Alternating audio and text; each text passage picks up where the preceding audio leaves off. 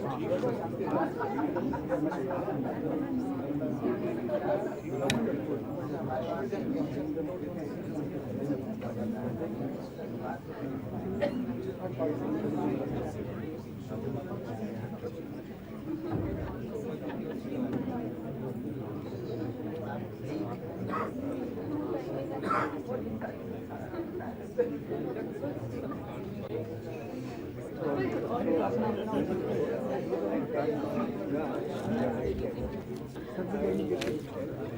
evening, everybody. On behalf of Indian Law Publications, I welcome all of you to this very special evening. Special because we worked on a project. Especially exciting because in this volume that you see here, we've put the Hindi originals as well as the English translation.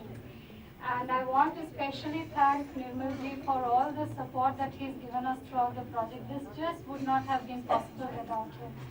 Prasenjit also, thank you very much. He's here. Daruwala and Ashok ji for agreeing to be with us and being here.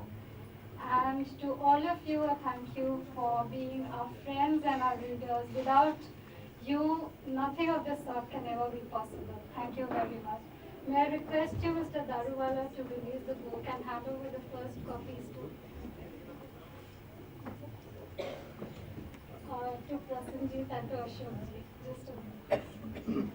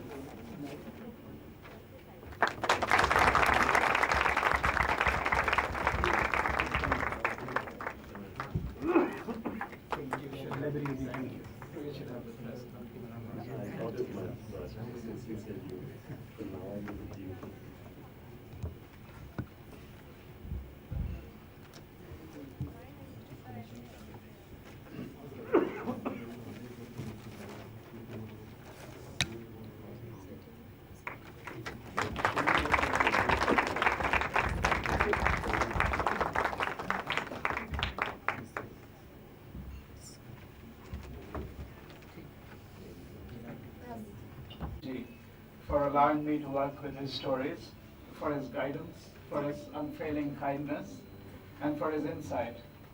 And of course for the stories themselves, stories that belong in the first rank of world literature, and which are becoming increasingly relevant in this age of travel and translation and diasporas.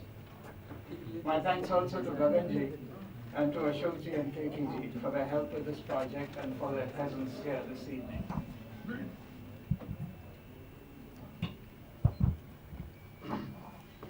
I'd like to talk a little about the stories in this collection and my approach to translating them, and then I'll read one of the stories in English translation. I've selected for inclusion in this collection only those stories of Nirmalji's that cast a light upon exile and the exile. There are, of course, many different kinds of exile, from political banishment to the voluntary exile of those of us who leave for supposedly greener pastures. These stories are all about people who are travelers, who are in another place, who are moving on. As in that old business school adage, the three most important factors for the exile as well as for a business are location, location, location. And for the exile, of course, this means dislocation. The titles of some of these stories highlight the multiple locations, the homelessness, the in-betweenness of their protagonists. Paraye Shahar mein, Dusri Dunya, Antar, Ek Din Ka Mehman, Do Ghar. I have tried to arrange the stories in roughly chronological order, not the chronology of their composition, but the chronology of an exile's experience. Thus, they describe one possible arc of an exiled life, from the journey to the West to wanderings abroad, to the return to India and the separation from family, both at home and abroad. Several of these stories end with the protagonist giving up his temporary location and moving on.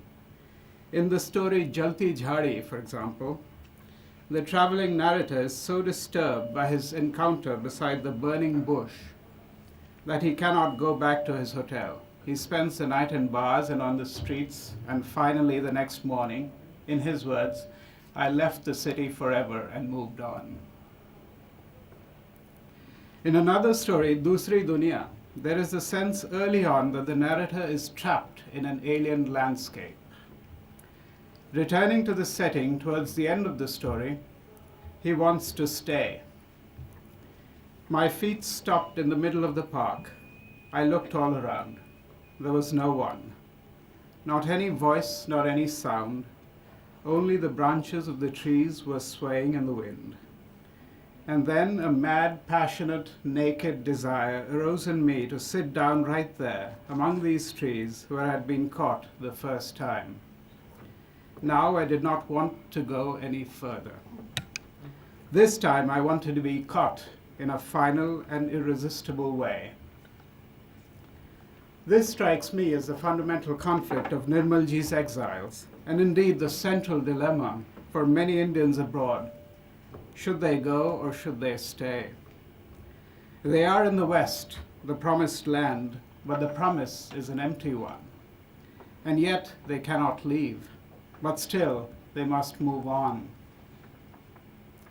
This constant moving on, this always looking elsewhere nature of Nirmalji's exiles this for me is the eternal exile of the truly colonized subject in the Indian context.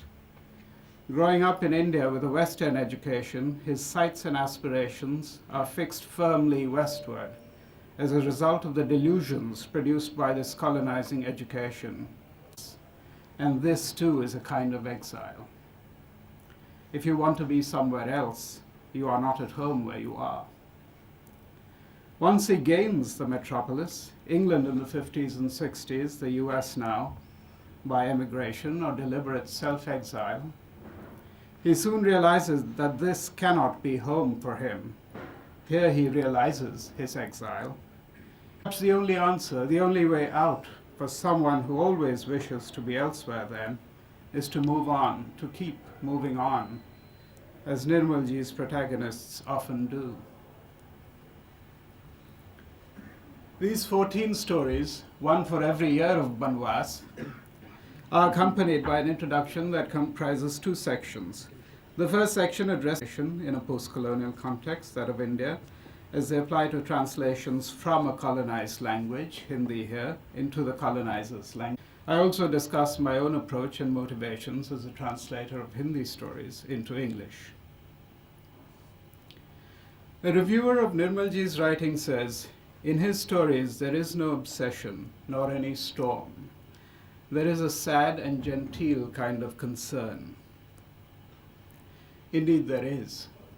They display that sad and genteel concern that is a highlight of Nirmalji's style, a feature that I find most moving and which I have tried to preserve and express in these translations.